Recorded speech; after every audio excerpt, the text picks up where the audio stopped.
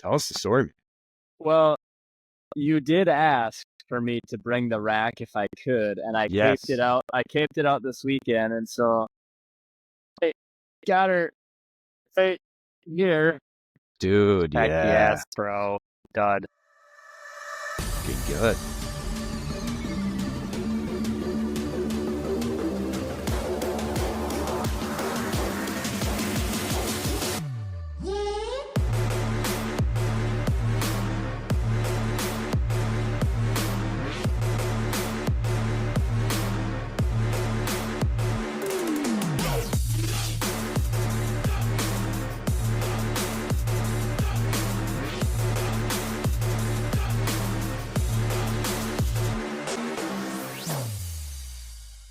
All right, welcome to episode 4 of the Hunt XP podcast. We are stoked for this conversation tonight.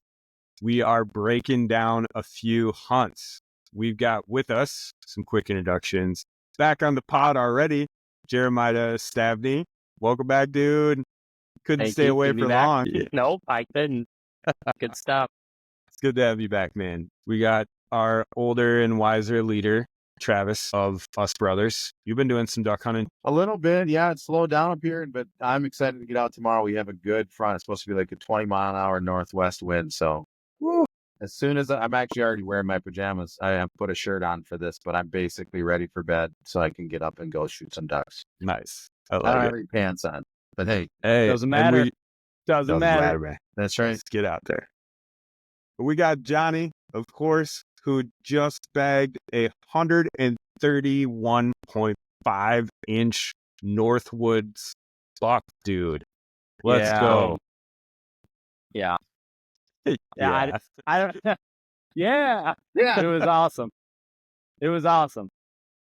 Yes. Well, I'm excited to talk about it. So. Yeah. And I breezed right over. Jeremiah also bagged a super nice buck.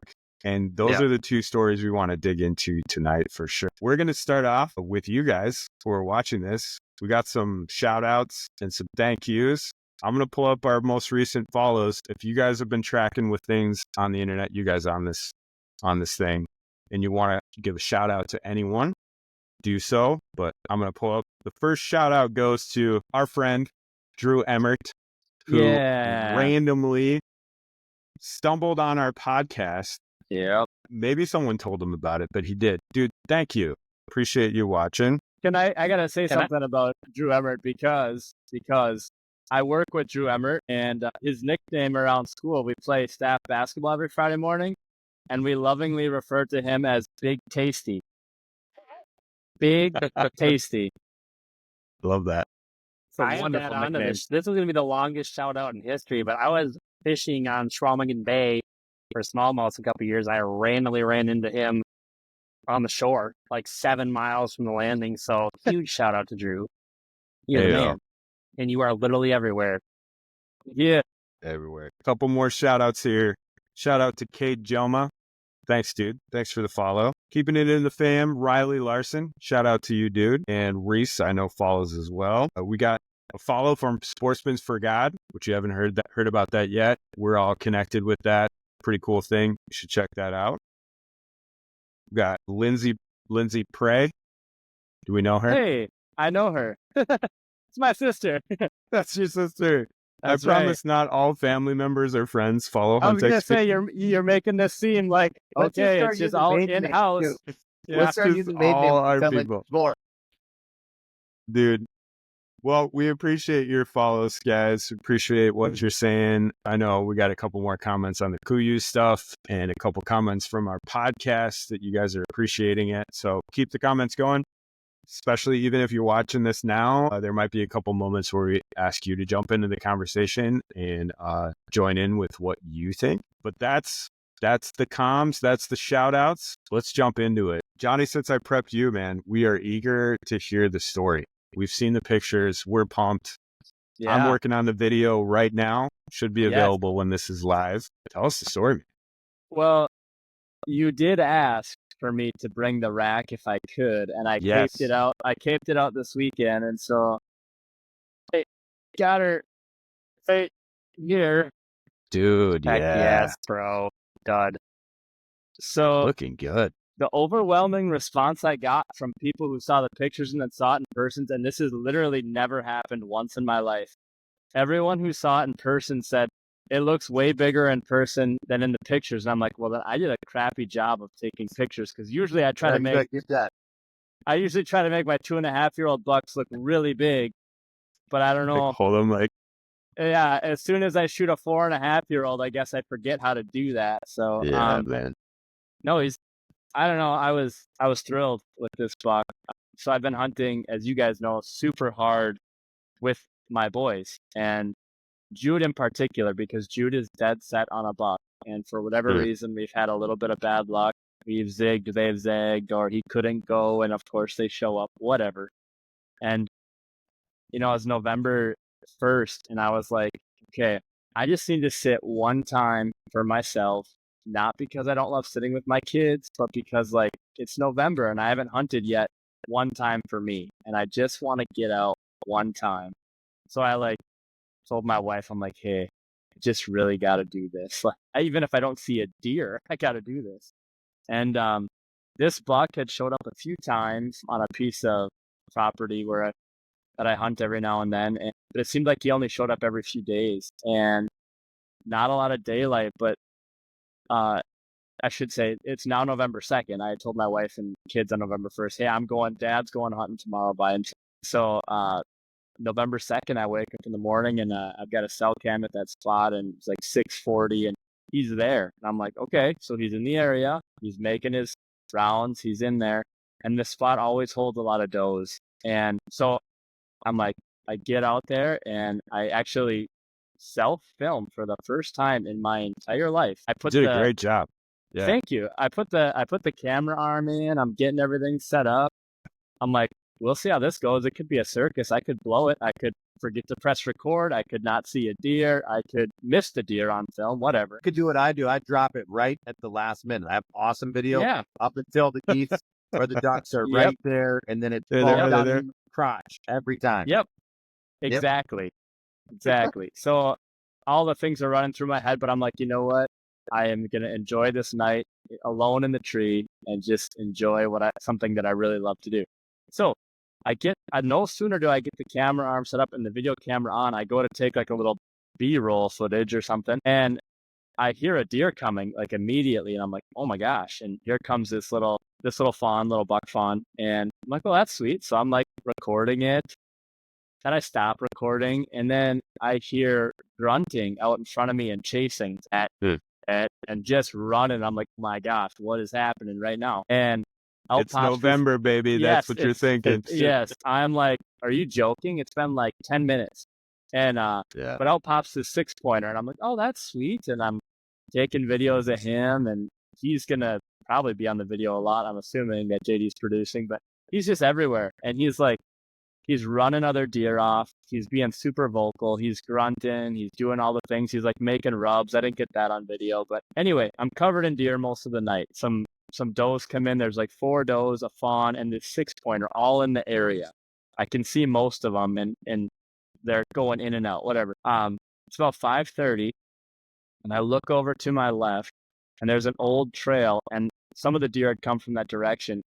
And I just see him step out on the trail, and I was like, oh my gosh, he looks so much bigger in person than he does on trail camera. That was my first thought. I was like, he just looks massive. And the 6-pointer is in, and there's like a doe nearby, and he comes around, and as soon as the 6-pointer like sees him, he like puffs up and starts like acting all tough.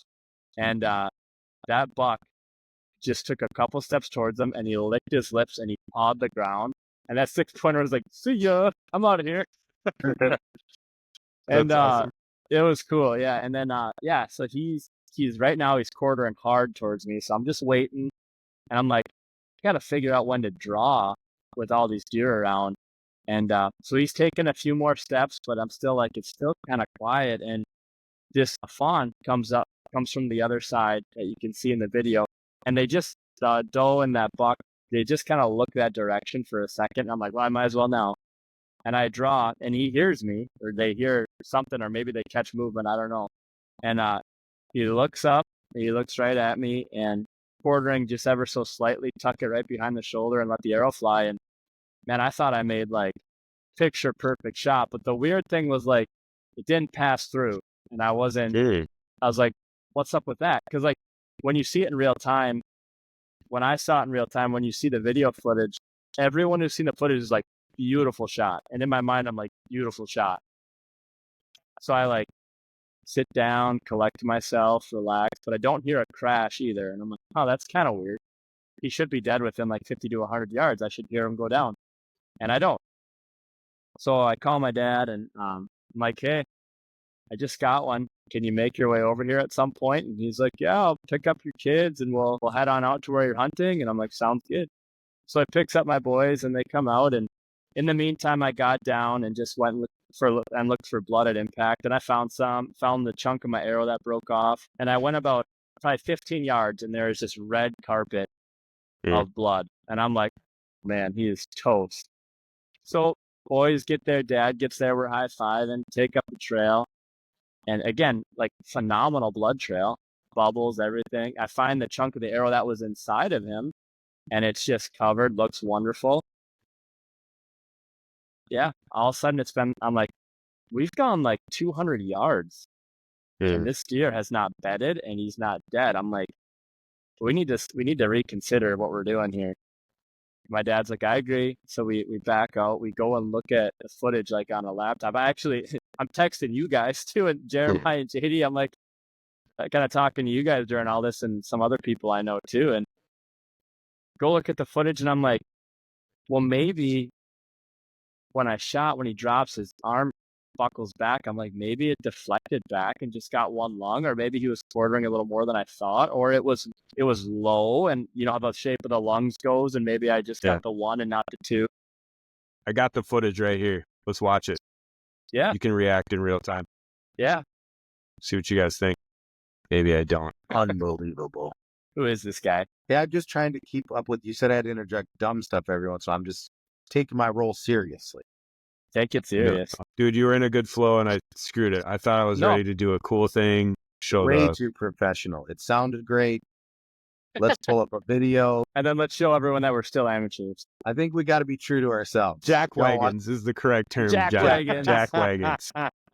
I got you, man. I just had to pull it up in Chrome. You got it. All right. Yep. That's the fawn that walks in.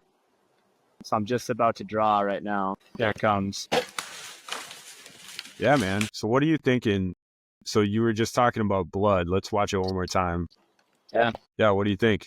So when you look at that, and he doesn't look like he's quartering much at all in the video, but like that looks like a perfect shot, right? That looks like a heart shot almost. Yeah. It's low. It's right behind the front shoulder. But I think with the shape of the lung, right? You know, it's larger in the front and it tapers off in the back with the angle. And like, so again, this video, I'm zoomed way in. It almost looks like I'm on the ground, but I'm 15 feet up in a tree. You can see when I zoom out, I'm up in a tree. So it looks really good right there. But I think touch low and quartering too. And I think with the shape of the lung, I keep saying that. I think I just clipped the one and didn't get the second. But anyway, blood trail, everything looks great. And I'm like shocked that after 200 yards, he's not dead. We back out, we reevaluate. I talked to some people. I'm like, I'm going to chill out for like 3 hours. So we go back after 3 hours. Now it's me, my dad, and my cousin Kevin, he's on like every hunting adventure I'm ever on. And so we go like 50 to 100 yards from where we stopped the first time, and there's a bed. And I'm like, we got to back out. We're not going to push this thing. We got to back out. He's going to be dead. Like, I know the amount of blood he spilled, and knowing for sure I've got a lung because I can tell by the blood, he's going to die. The only issue would be like a one lung shot, and I push that thing, then I'm getting really into some dicey territory. Go home. I was talking to Jer the whole way home. I called him up. He's on speakerphone. The whole way home, I'm like talking to Jer. And because he, as you'll find out, has just lived in a similar experience. Mm-hmm. So I try to sleep that night, and you know how that goes. It was rough. Mm-hmm. And so the next morning I get out there and it's just me and my dad.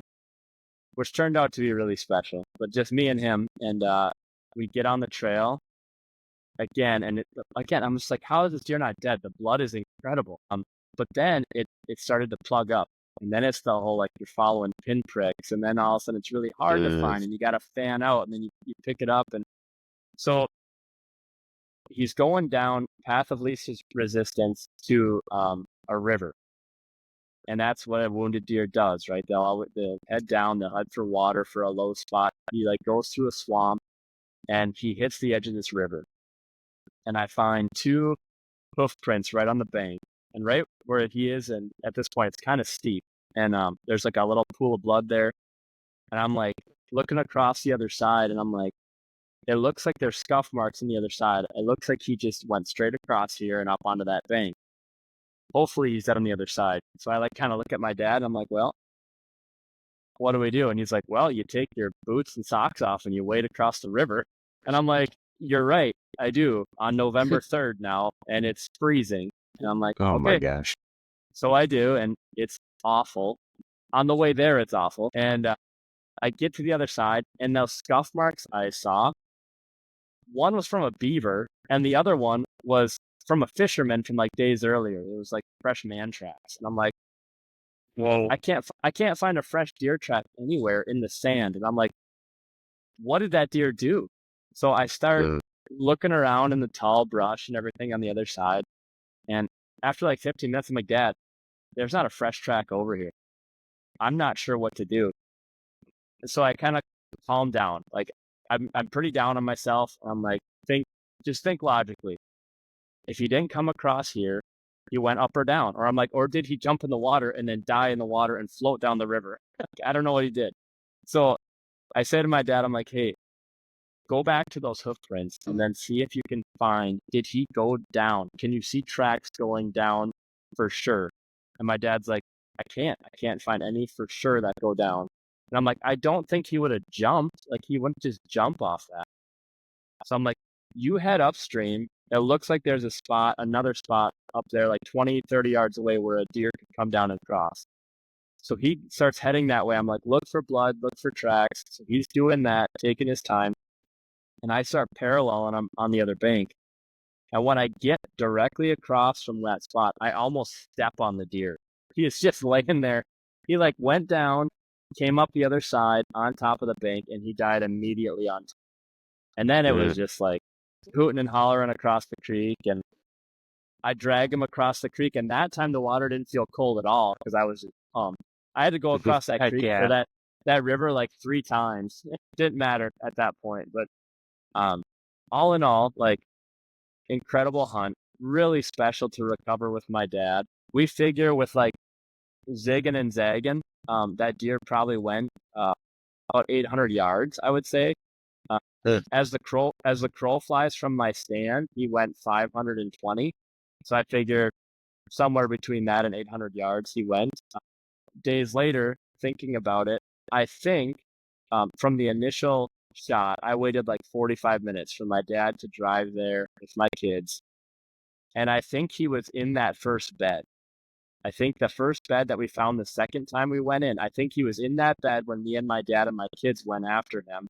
And I think we bumped him out of that bed after the 45 minutes because he never bedded again. And the next time he bedded, he was dead.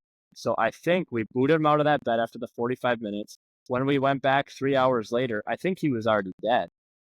But there was no way we could have found him that night because I wouldn't have been able to track through that in the dark. Even with a spotlight, it would have been really difficult. But the good lesson here is, right, like, found the deer. And I think I found the deer because I chose to, as much as I didn't want to. I knew I should back out, and we did back out. And I think that's what kept us from pushing the deer even further and just giving him the time and space to. If I would have waited 3 hours from the initial shot, he probably would have been dead in that first bed. But I didn't know. Again, we all thought the shot looked great, so we had no idea. Yeah, happy to have this buck. I don't know. It's pretty surreal to recover him with Dad too, which is awesome. Got to show the pics, man. Check this. Look at that thing. Heck yeah. Dude, what a stud with the river in the background. I know, that's such a cool shot. Got to get the shot of Jonny dragging this thing across the river. You got to get this full perspective. Look at that, man. Epic. Heck yes. Yeah. It was Way to pretty go, fantastic. man. Thank you. What a story. Yeah, that's amazing. Yeah. Yeah. Good stuff. Well, yeah, the video's probably out by the time you're seeing this. Check it out on our YouTube page. Just awesome. Awesome time. Did you know that you can use AI to become a better hunter? Here's what you got to do. Our team at HuntXP has built a custom AI. We call it Crockett. And it is the combination of the power of AI and the collective wisdom of hunters for many years mashed up together and put right in your pocket, right in the field where you can level up your hunting game. You can ask it things like, what's the best broadhead setup for my situation? What's the best day to hunt this week? All sorts of questions. You can take pictures of the snake you almost stepped on in South Dakota and say, is this a rattlesnake? That's something that actually happened to us. It's super fun. Our community's having a great time building this. We'd love for you to join in at huntxp.com. Join us. Jeremiah was getting after it around the beginning of November, or a little before the beginning of November. So a little before. On the story, man.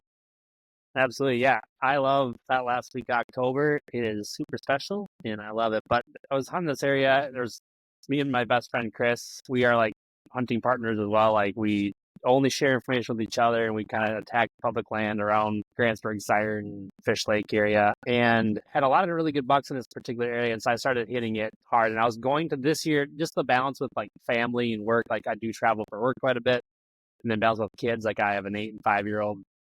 I was talking with my wife last year. I was like, I want to really try this year to hunt, like, instead of taking 5 weekends in a row and be gone 5 weekends, like, I'm going to try, like, maybe 6 or 7 days straight, if possible, and just see how that feels with everything. And so kind of the goal.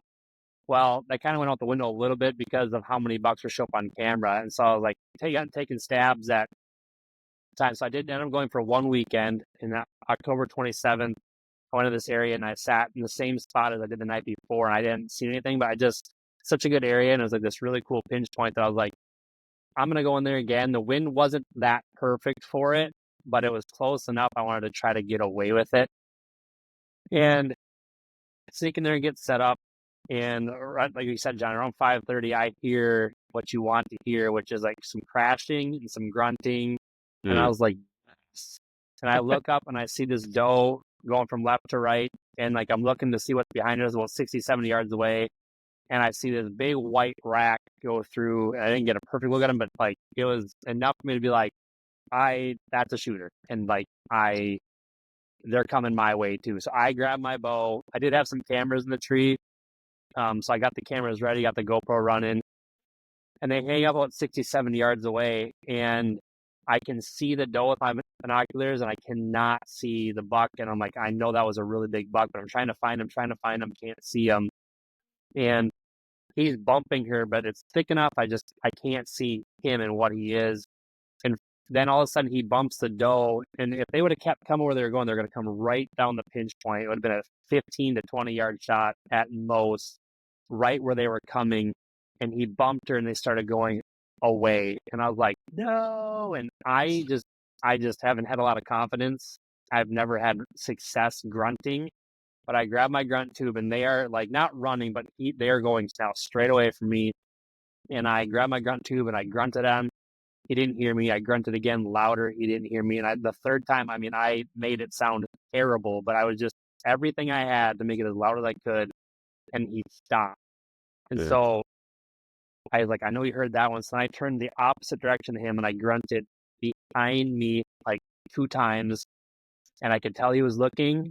And then all of a sudden he started trashing a tree, and I was like, and so like, again, I still don't have a lot of personal experience with grunting, but I was like, just don't overdo it, because I've been too aggressive before. I know that. I learned my lesson on that. Like I've been too aggressive with the grunt tube. And so I wait like a minute or two, and I grunted back behind me again one more time. I think I did 2 in a row, and I can't see him now because he took another step, but it was so still and so quiet. I knew that he hadn't left, and they hadn't left because I could hear every step like crazy. And then all of a sudden, I hear a couple grunts in a row and running. And I still have my bow in my hand, but all of a sudden, here he comes, like on a dead, not almost charge, right to me. And so he's at 30. I draw back, and like within 2 seconds, he's at like 9 yards. And he hits my walk-in trail. Like, so where I access the tree is, it's not that a deer could never go there, but it was the most unlikely spot that I thought a deer would be. But also the wind was opposite, but the thermals was on the swamp edge. And so the thermals had switched and they're pulling down into that swamp. And he hit my scent, my walk-in trail, and the thermal at the exact same second. And he was running and he just stopped.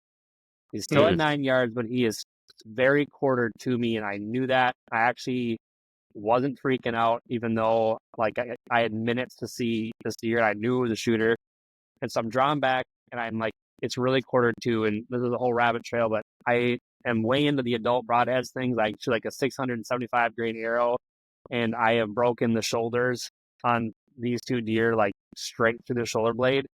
But I was like, he's not quartered enough to me that I wanted to do anything in the frontal.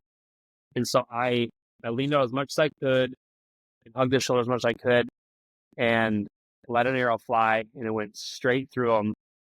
And I knew in that second, like I hit, I believe, where I wanted to, but he bounded off 2-3 times, and he was at like 20 yards, and he stopped. And I knew I had exited guts, but I was really hoping to catch long on the way in.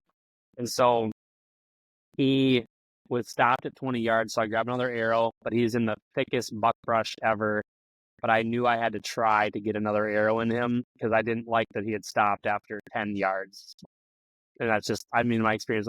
I have got shot a few deer, and it just seems to me what they will do. So I draw back and I try, and I let one go, and it deflected off some brush and skied who knows where. So now he bounds off another 20 yards, and he's standing at like 60 yards, and he stood there for like literally 15 to 20 minutes. And I'm looking, and I can see the entrance. I'm like, it looks good. Like, he's not gushing blood. He's not spewing, blood out of his mouth or anything. But I'm like, for that quarter too, I really believe like I hit him good. And he started wobbling, and I was like, this is it. Like, he's gonna go down. He's gonna go down. He's gonna go down. And he didn't. And I'll speed up along. Like, I watched him walk straight away from me. He walked another 30, 40 yards, just super slow. So now I'm starting to feel terrible, like at myself. Like, what did I do this deer? Like if I hit along, he should be dead, like in my head. Like, I'm not super experienced. I've never had to take a quartering 2 shot in my life. That was a new thing, but I was like, I believe I made what I thought was a good shot in that scenario. And he walks away, and I see him bed. I thought I saw him bed down. And so I had called Chris already, and I knew I was leaving the tree and backing out. Like, I knew that. So I get down really, really quietly. I leave everything in my tree but my camera, my bow. I grab the arrow. Arrow's covered in blood, and there's blood right where the shot was. But obviously it smells like guts too. And I knew that before I even released an arrow that I was going to go out the guts. I leave, I go home, and like you said, Johnny, you don't sleep good. But everything I've experienced myself and what people tell me and friends and people that have a way more experience than me is like, that deer is going to die. It can't survive the guts. And like, if you got lung or if you got liver, like even more so, like it's going to be dead in the morning. So you feel hopey, you feel terrible. It still makes me feel very sick to know that I like didn't fatally kill a deer and watch it topple within 30 seconds. So I come back the next morning with Chris. We sneak in and go to where we tracked some blood to where I thought I saw him bed, and there was no bed there. And we were perplexed on that a little bit. So we track blood another like 50 yards. So now this is 100 yards total from the shot site, and we find 2 beds with like a drop of that big of blood in each of them. Smells like gut, but no deer. And there was not a single drop of blood after that. We spent an hour and a half in that 20 to 30 yard bubble, and gradually got bigger, looking for the next like blood. He was kind of going towards this point, It made sense. You'd want to go towards the point. It's like where the bedding is. It's like swampy, cat-tailed disgustingness. And so we ended up starting to do a grid search, and trying to use the wind to see if we could smell them. And no blood. We're just looking. And so we spent an hour and a half, like I said, looking for it. And Chris and I then split up. I was doubling back to go to the last blood where the beds were and just see, did he turn around and go back the other direction? And Chris tucked out a little bit further, and all of a sudden I hear him yell, and I didn't hear what he said. It sounded like he found him, actually. And I was like, oh my gosh. I got the camera rolling, and I'm running towards him or whatever. And I get to him, and he doesn't look like he found him. And he actually said, I jumped him. And I was like, you gotta be kidding. And so, again, this is 16 hours later now from shot. Yeah. 16 hours, we jumped him. And he said, he's like, dude, that thing is huge. Because it's like, you're playing the game is it him? Because we jumped another buck. I didn't mention him, but 45 minutes earlier. But it was it looked to be a smaller 2.5-year-old, not the buck I shot. But then Chris is like, this buck was huge. And I'm like, well, yeah, he's really, really big, but how huge? And he's like, this is my biggest buck. And he's like, it's way bigger than this. I'm like, I don't know, because the thing is, we go to the bed that he jumped out of, and there's not a single drop of blood. It doesn't smell like guts. There's no blood in this bed where this buck that just jumped up in front of him from 5 yards away was. And so this story, that was a huge part of the story, because was that the buck or was it not the buck? Everything makes sense because it's headed right there. And another thing that played into why we think it was the buck and went off of that is, with our wind from the hour and a half that we spent grid searching was blowing right to this point. We were less than 50 yards away from it 39 times. So it's okay, if a buck is wounded and sick, maybe he's just not leaving until we almost stepped on him. Well, Chris literally almost stepped on before he got up. So there was this tiny little pinch point of brush, and we did a drive. I looped around my bow, and then he wind bumped this stretch of 100 yards. We're like, if he's in there and he's moving as slow as he was, because he took 2 or 3 step bounds, and then walked away from Chris. Chris didn't have his bow. But he's like, if you were there, you would have been able to shoot him. So I was like, well, if he's in this thicket, I'm going to try to get a shot. He wasn't there, which means he went 100 yards, because he only went about 120 in 16 hours. Mm-hmm. And now he's gone over 100 yards in 3 minutes. So it's sickening. And so that was it for that day. This was 2 in the afternoon. I was like, well, we need to leave. Like you said, John, we need to back out, because we can't just, he's not dead. And there's no blood. And so let's just give him some time and hopefully he dies. So we leave, and I had to come back. No, I didn't. Sorry, we leave, and I go to my mom's and make some phone calls. I call my boss, Billy, and he's very knowledgeable and just trying to gather information. And it was between the couple people, they're like, I wouldn't go back tomorrow. So I shot him Sunday. Chris and I were there on Monday. They're like, honestly, just skip Tuesday and just let him be. Whether it was okay for meat and stuff like that, but if he's not bleeding and how far he went right there, you bump him again. This place is, I love swamps. That's what I love to key on. It's a nasty one, and trying to find a deer out there just body searching is not going to be easy. So come back Wednesday. So that's what we did. So we gave it a whole day Tuesday. So Billy came, Chris, and Billy brought his dog. He's not a blood dog, but he's just a really awesome, cool lab that is an incredible hunter and has a great nose. That cannot help or hurt. That cannot hurt. Yeah. So I'll speed it up. This is a really long story. So if you're like, hey, condense it, I will. But so you're good. Now man. This is Wednesday. We spent 7 hours looking, and we grid searched. We walked. We put our trackers on. We each walked over 4.5 miles, in a 600-yard bubble. We grid. I felt like we did every 10 yards, just this huge piece of the direction he was going. Not a single drop of blood, no deer, nothing. And we jumped that 2.5-year-old again. I'm like, is it? Did I shoot that deer? I feel like it was a big deer. It wasn't, in my mind, bigger than him, but he was big. I'm like, it just, you start playing these games. And so Wednesday, we went to like 2 p.m.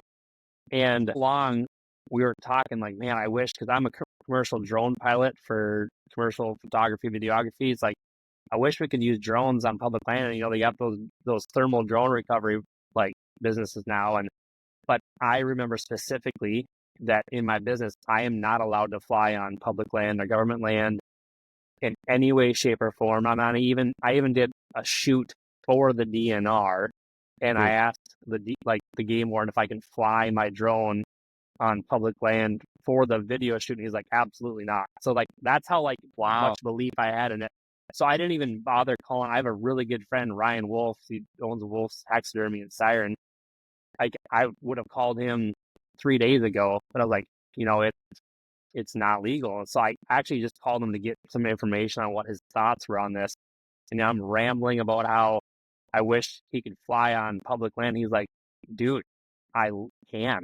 And I'm like, you're kidding. Here I am, we're 3 days into this thing, and I'm like, well, dude, like, I hired him right there. I was like, can you please come out and help? And he's like, yeah, dude. So I'll be there in an hour. So he got to me, and we started grid searching where we had just gone that morning, just to double check, because like, it's so thick that we felt like we did a good job. But if you'd almost have to, like you said, Jonny, step on him, to see him where I was, like, you'd almost have to, even with a dog. And so we grid searched for an hour and a half, and he was not where we had walked. So that kind of made me feel good because we didn't miss him, but also was like, where the heck is he? Like, that means he's gone. That means he went over 500 yards. Wow, dude. And like, now I'm just like, what did I do? I'm feeling terrible that I made a bad decision, and I shouldn't have taken that shot, or I should have went through, closer and like trusted my broadhead and my arrow. But I'm more just down on myself. Like, I must have just really screwed that shot up really, really bad. And so I got to back up a minute, but my wife, who is not a hunter, she is very loving and supports my love and passion for hunting, but she does care, and she wants me to like find this deer. And so she literally was at work, and had sent me this message. She's like, have you looked here? And she like takes a screenshot of Google Maps, like with the terrain features on, and she puts this circle up on this swamp. And I like pull out Onyx, and I see her text, and I pull out Onyx, like, where is this that she's sending me? And so like, I looked, and it's like over a half mile from where we were. And like, I kind of rolled my eyes. And I literally responded, word for word, I responded, if he is up there, we are screwed. Like, that is exactly what I told her. Yeah. So I'll come back to that in a second. So we go through 3 out of 4 of his batteries on this drone. And he's like, hey, we got one more. Like, you tell me where you want the last passes to be. So I drew him a map, exactly where to go. I was like, I'll swing out here and then go up to the north where we have not been, northwest, and grid up here. Like, let's see what happens. So we go up, we go across, nothing, go up another 80 yards, nothing. And these things are incredible. I mean, we saw tons of deer. I've never experienced a thermal drone. Wow. Incredible. Yeah. So 2 Pretty passes, cool stuff. Yeah. we go up another 80 yards, and we come across, and this is going to be the last pass before he has to come and like land, and we're done. It gets to right there, and there's a thermal in the middle of the swamp by itself. And so we turn it off of thermal and go to real like time image, or like whatever it's called, and boom, there's my buck. Dang. Alive. Oh, yeah. Standing there in the swamp, and he looks terrible. And I was relieved and once again extremely mad at myself. Like, I'm like, what did I do to this thing? And like, he does not look good. Again, to me, he's like kind of got his wobble, but we found him. And to circle back on my wife, Peck, it is exactly in the circle that she drew me. That's amazing. Like 7 hours earlier. And the end story on that part, and then I'll continue. Like, she literally like was praying at work, like, Lord, like, where is this deer? Wow. And she really honestly felt that God like drew her eyes to that position on the map, and like, Man. drew a circle, like, have you looked here? And I'm like, you're rude. And like, it was exactly where it was. Dude, so that's so it's cool. getting dark, and you obviously legally cannot go after. Now I know exactly where he is, like, and I can't go after him. And so that was, let me get my days right. This is Wednesday. Yeah. So then So how many days are we out here? Wednesday? Yeah. So I shot him Sunday. This is Sunday. now Wednesday evening. Wednesday. Like the sun is going down, but we know where he's at. So like, all right, tomorrow morning, so he had gone 0.6 miles from Sunday to Wednesday. And we're like, well, if he's only gotten, that's way farther than I thought he would ever go, but if he's only gotten that far in that many days, like he's got to be really close to there in the morning. So Chris and I sneak in the next morning, and we sneak into the swamp that he's in, and we're coming across the land, and we jumped him again. And he takes off, and he bounds like 50, 60 yards, but he's not moving very fast. We chased him across the swamp, and we almost got a shot off at him, but couldn't. And this is a long day. I'm going to speed it up really quickly. We chased this deer on foot for 3/4 of a mile. And one time we saw him on this point, a little finger, and I got to 21 yards. And I needed to take 2 more steps to have a clear lane into him, and he busted me at 21 yards. So I was able to draw back. Once again, I had brush in the way.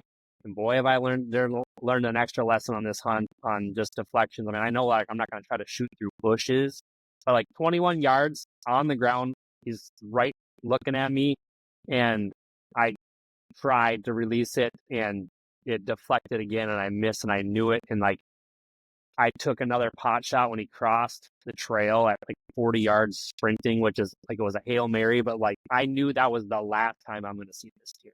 And like, and so I missed him 2 times, and that was the most deflated I've ever felt hunting, like ever. Cause it's like, we are so many days in to this, and this is Thursday, and he's still alive, and he's still able to run. Like, what in the world is going on? And that was the first time I felt like I'm not going to give up. I decided already, like, I'm either going, this is my buck for Wisconsin. This is my Wisconsin buck tag.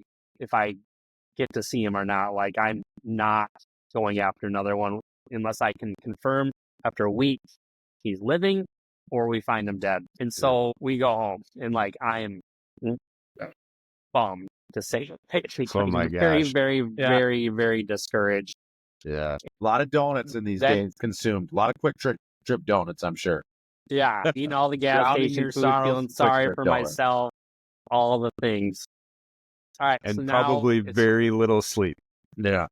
Yeah. When Billy saw me the day before this, like before I missed him twice, he's like, dude, have you lost a bunch of weight? And I was like, well, like, I'm kind of like trying to lose weight a little bit over the last month. So he's like, no, like this week. I'm like, well, I'm not trying to this week. I just apparently showing it on my face. But yeah, it was pretty stressful. I'm not like, for a deer, I mean, like, I was not sleeping great and feeling really bad. So next morning you wake up and I just can't shake it. Like, I'm supposed to be working now because we're in a really busy season at work. And my boss was like, yeah, of course, like, take the days you need to go chase this deer. And I did. But now it's like, I got to work Friday and catch up on a few things.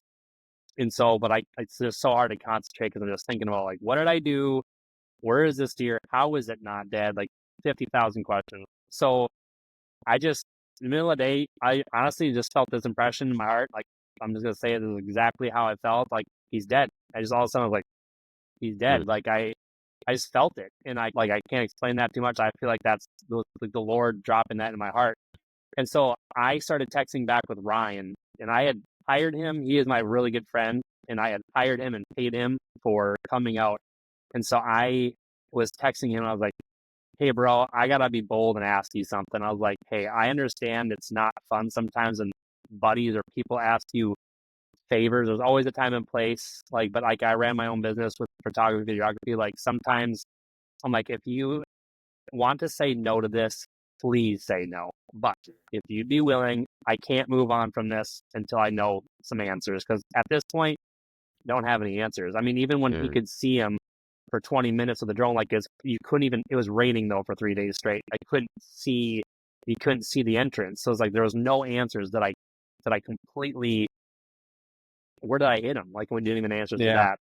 And I was like, would you be willing to come out 2 times with a 24 to 36 hour gap? Apparently, he has found deer up to 48 hours dead. So I'm like, so if they have heat after 48, I'll still have 48 hours. I'm like, can you come out a day? We'll wait 24 to 36 hours and come out one more time. And I was like, I will take your kids to see pictures. I will take photos for your biz. I'm like, Barter, I was like, hey, I can't put cash into this anymore. But like, if you do want to, please say no if you're like buzz off. And he's like, dude, I would love to. So this is Friday afternoon. He's like, I can't go until 9 p.m. tonight. I was like, dude, I don't care what time it is. I live an hour and a half from where I hunt in Wisconsin. So I drove up, left at 7:30. I met him at 9, and we got the drone out, and we went 80 yards to where we saw him running away from us last. Then we did 2 swipes. And on the second swipe, bro, there he was, finally dead. Dude. Finally dead. It was 124 hours from when I shot him until we walked out to get him out of the swamp. Did you call Guinness? That's like a record. It's got to be some kind of world record. I did not call them, and like, I probably don't want to be on that record because it's like, it's gut wrenching. Like, like, I'm telling the truth. Like, I felt like I made the best shot I could, but I clearly was not good enough. And so we finally get to put our hands with this deer, and he's a great buck, super proud of him. But like, there's also this deep grossness or sickness, like very proud that we recovered him. Like, very, very proud. And I'll cut the end for a second. Like, he's in my freezer, and the meat smells amazing. I've already eaten some of it. Like, the meat didn't spoil, but like, you're also playing that game, and you're in the search of like, is it going to waste? Like, I might find his antlers, but like, I didn't want just that. Like, I wanted to recover the whole thing, and I was really hoping and believing for that. And so it just feels good that we were able to do that. But we got him, and I went through one lung, missed liver, and out the gut. And like, when I scun him, like, I don't think for the angle he was, kind of like what you're saying, Johnny, you're like, it looks perfect. Like, for what I had, I definitely hit where those things are just extremely tough. And this one in particular, and I learned a lot. Like, yes, I learned a lot about resilience and not giving up. Like, I wasn't going to give up. Even if I had to, if Brian would have said, no, I'm not going to come again, like, it would have been almost impossible. Like, I was going to go look, and start gritting again for the rest of my bow season. But thank God I didn't have to, and we finally found them. So pretty wild, man. There's a few details in there I think I missed, but like, that's the huge part of it. But what a journey. I learned so much.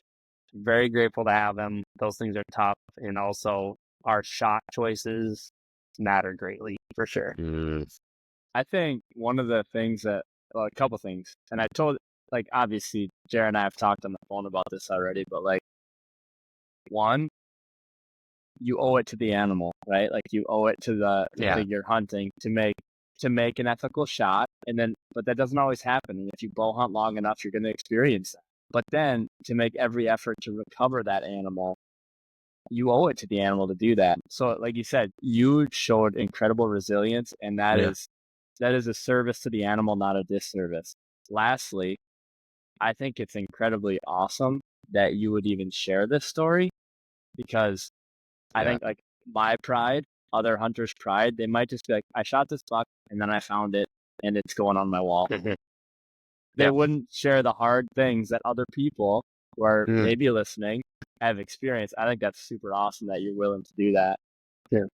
Totally. Well, thank you. I mean, thank you. I appreciate it. But there is definitely just so many lessons. Like, it goes right to like the releasing of the arrow. I will not make the same shot again. Like, yes, I recovered it, but like, I need to learn to do better in that circumstance. Like, again, I don't mean to cause a rabbit trail or whatever in comments, like, say what people think or wish about like the adult broadheads and fixed blades and heavy arrows. Like, I know I would not have this deer had I not had that, because I made, and I be confession again, like, I made a bad shot and I hit him in the shoulder, but it literally blew through the shoulder blade and broke it, and he dropped right there and was able to get another arrow in him. But like otherwise, I had shot like other forms and of arrows where I had made a shoulder shot my first year bow hunting, and like I, of course never found it. I think I got like this much penetration. My point is, I'm going on a rabbit trail, but like I needed to do better there, and I also just learned a lot about tracking and the importance of what you were talking about. Like you guys were smart enough, like, and I'm learning that, but like when we bumped him, I now have learned what they can do when you bump them, and it's not fun and not good. And so, and I obviously learned a lot about cool things about the drone. I mean, that's an incredible tool, and very grateful to have a friend that had one, and you know, hiring to do that. But it's definitely been more of like a heart reflection of learning through this, of just like, I don't ever want to, I know that it can happen, and like, but I want to be open and transparent about if I do that to an animal, but boy, I never want to do that to an animal again, even though that's the thing is like, I believed I made and I did, like when you see the entrance, like I made the best shot I could, but it's like, I need to learn from that, and it needs to be further up next time. So, yeah. I love this journey we're on together, because I literally have blood on my shirt from recovering a doe. Jeremiah, we went out for the Minnesota opener, and I shot a doe, and I thought I just drilled it, and we started tracking it together, and there was just good blood, really good blood. And we found this like pool of blood in the first bed, and then it started to get weird, and then we jumped the thing, went a little bit forward, and then from Jonny's story that had already taken place, Jeremiah's story had already taken place, we together that were hunting together, we're just like, well, let's just back out.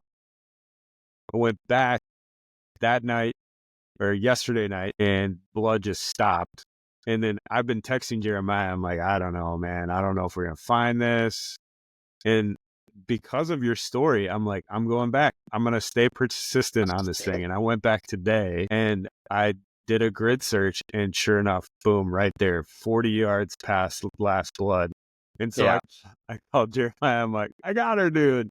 And I honestly don't know. I might have, if not for your guys' stories and yours in particular, I might have just been like, well, shoot, man, I missed her. Like, I can't find her. It rained. I can't find her, you know. And you pushed me to go back, and I went back, and she's hanging in my backyard. And I guess I might get a letter from the HOA that says, why is there a deer hanging in the backyard? You might. So I'm going to send you the HOA email if it comes. I'm just go in your backyard, paint your chest blue, and just yell freedom. Freedom.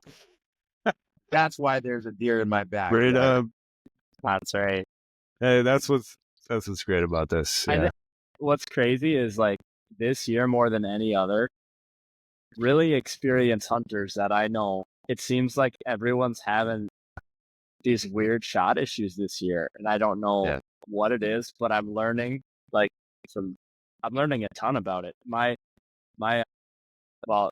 relative's friend shot a nice buck, and everything looked good, and they had to get the drone involved, and it's like, my point being, it can look really good, but just slow down. And if you find signs of like a bed or you bump the thing, just back out. It's going to save you so much more effort. So, but it's just weird to hear all this. Like the last few bucks I've shot archery, I've watched them topple over. And this one, I thought the same thing. I'm like, I just 10-ring the thing. Everyone who sees the film, you nailed it. And I'm like, actually, I had to recover it the next morning. Yeah. So, yeah. And Well, I want to make it clear, like, I'm not advocating to like make poor shots because you believe a arrow or not. Like, I'm saying for me personally, as painful as it be, I would have to be really patient, because like, you gotta ask yourself the question, like, hey, he winded me, he could smell me, and like, he smelled my side, like right there. Like, is he just gonna turn to leave? I'm gonna have a broadside shot in 2 seconds, or is he just gonna turn on a dime and run? And I have to be okay with living with that. And like, I'm still in a learning experience as a hunter to like have enough patience to allow him to like leave and be okay with it, or like you might have a chance if he turns to leave. And like, I didn't feel rushed or like I'm gonna just wing it and see what happens. Like I can even see myself on the like my GoPro footage. Like I purposely leaned out as much as I could, but like I gotta look at that, and like I'm not advocating for poor shots because I don't think I'll take the same one ever again, big broadhead or not. I don't care. Like I've learned too much on this one to not look at that and change my ways in some way, shape, or form. Good stuff, learning. fellas. Yeah, lots about learning. Lots of learning. Yeah. I'm gonna go shoot some ducks in the morning. I'm going to bed, guys. Good to see you. No, listen, you guys hang with me. Are He's you still recording? here. Just vindication. Hold on. I can't even figure out how to take a screenshot. Who am I Funny fooling? part, we have to do this again now because we're recording, and he's gonna leave, and it's not gonna work. You're worse than my dad. That's not true. I'm way worse because he's older than me, and I'm still not there. Just leave, Trav. Just leave. He can't find the leave button. No, I got to get my readers up. Turn Hold your on. phone. Yeah. Hey. Nailed it. Nailed it. Dude, I was thinking as we're doing this episode, talking about our not perfect deer shots. I'm like, boy, there is potential for some serious hate, and I just love it. Just bring it on. Yeah. Yeah, you got it. I decided, like, I know that there's something to having a bigger arrow, because that's what was so disheartening with this deer is I practice like I never have this year. Like, let me paraphrase for 2 seconds. So this deer here, I shot at 3 yards. How do you practice? Like, it was literally straight down. Like, Yeah. And so, like, I killed him. This deer was at 8 yards. And so I didn't aim low enough because I don't have a 10-yard pin. And so I hit him right in the shoulder, but I broke his shoulder, like literally went straight through and still got like that much penetration. Wow. Through a shoulder blade. So I'm like, there's something to it. So this one, I was like, I just want to see a deer run away. And like, you're like, Johnny, I'm used to that. Like, I wish I was. I'm used to not. And so to have me do this again, I was like, you gotta be kidding me. And so it's off season, man. I gotta get you. I want to get on the heavy arrow train to try it out, but I gotta jump into it. So you got to teach me. I'm a big believer. So I will be a proponent in. Of course, I will also say, like, if you have a perfectly broadside shot, no matter what you choose is going to be great. But like, I have never had one yet. Like, you know what I mean? It's like, it's either right underneath me. For some reason, they're just so close. 11 yards is the farthest I've ever killed a deer with my bow. 11 yards. So I got like South Dakota where I'm shooting. I can shoot up to like 65. I'm practice at, although I missed one at 50 this year. So who knows? But that doesn't lend itself completely well to the heavy arrow. Like most of the guys that I've learned, like thin, fast, mechanical. That's the best case scenario for open range Western hunting. But then I'm also here in Minnesota and Wisconsin where, you know, like particularly even in the swampy stuff, like most of your shots are like within 20. So that heavy arrow is like great for that. So I'm like, do I need 2 bows? Should I like should I Matthews, first here? I will take another bow. I'll take another bow. I'll set it up with heavy arrow. Send us a bow. Anybody? Yeah, because my heavy arrows are like 670, and what do you shoot? I cannot shoot further than 60 yards because I will hit my sight at 70. So yeah. What do I shoot? Yeah, like I have the Sirius. I did the Sirius arrows. I can't remember the exact brand, but I have 150 grain single bevel cutthroats on the front. 4 fletched, so they fly amazing. But they're just like, there's an arc at 50 big time. But because I went from like, I think that like Easton Access, like 4, I could fling arrows up to 110, and I really loved doing that because boy did it make 50-yard shots in the yard super easy if you're practicing at 100. Yeah. But now I literally cannot shoot past 60. So it makes it different, harder to like practice long range for sure. So, but you can still like beef it up a bit. It seems to be like a really good number to be above is like 500 grains, and I shoot 70 pounds. So like I feel like if I was right at 500 with a single bevel, or even like a little bit below that, where I could reach out and touch something, that'd be probably a happy medium for Western stuff like that. Both but applications. Again, I don't bow hunt pretty much any other state like besides hometown here. So 30-yard shot would be really far.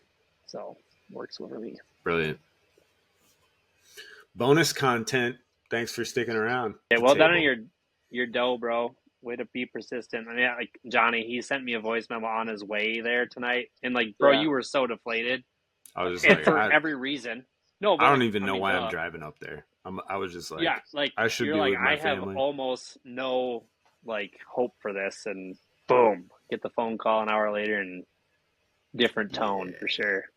Dude, it's gonna be a good video because it's like the whole ups and downs, and this doe was my first that I actually self-filmed successfully. I've tried a couple different I've tried a couple different self-film stuff, but like kill shot I haven't really been able to pull it together. And this one so you got kill shot on the doe too? Yeah, man. Yeah. Oh yeah, Jared was with you, right? Yeah. I wasn't in the tree with them, but I was on the same property. Because he sent me the reason I answered the question for you is because he texted me the video like right after it happened. I was like, "What do you think?" So awesome. Yeah, I'll send it to you. It's good stuff. Very cool. Well, good job, man. Appreciate you guys. Appreciate the stories. Hey, tell us what you think about this. Maybe you got an experience you want to share. Thanks so much for joining us for this episode. We got some really fun episodes coming up, so stay tuned for the future ones. Later. Hey there, thanks for watching this video. I'm JD, founder and crew member of the HuntXP team. We're so grateful that you took time to watch this video, and hopefully it's helping you level up your hunting game. That's what we in our community is all about, and we want to invite you into this growing community of hunters that's all about leveling up each other's hunting game. So the first thing you can do is like and subscribe, but even more than that, we got some fun things going on over at our website, huntxp.com. We'd love for you to join our community there and stay connected with what we're doing, what we're working on, and we'd love to hear about what you're after. So thank you for watching this video. We'll see you next time.